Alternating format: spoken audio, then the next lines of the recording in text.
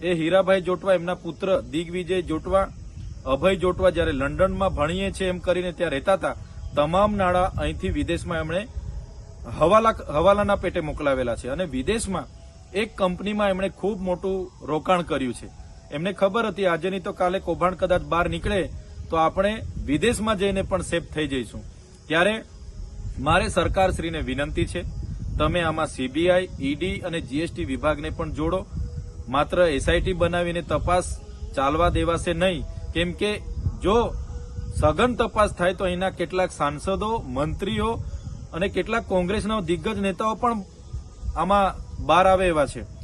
કેટલાક નામો બહાર આવે એવા છે, અધિકારીઓના નામો પણ બહાર આવે એવા છે. એમાં ટીડીઓથી લઈને નિયામક સુધીના નામો બહાર આવે એવા છે. એટલે એસઆઈટીને આ લોકો નિષ્પક્ષ તપાસ કરવા દેશે એવું મને લાગતું નથી. એટલે સીબીઆઈ તપાસ થાય, એની સાથે ઈડી, જીએસટી વિભાગ પણ જોડાય અને હવાલાના પેટે જે રકમ બહાર ગઈ છે એને પણ પાછી લાવવામાં આવે એવી અમે સરકારમાં માંગ કરીએ છીએ.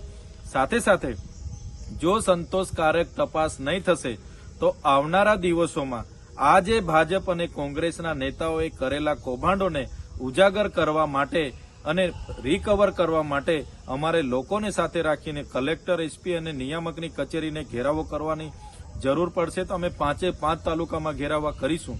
એટલે સરકારને જરૂર જણાશે તો અમે તમામ લોકોને સાથે લઈને ગાંધીનગર ખાતે પણ અમે ઘેરાવા કરીશું.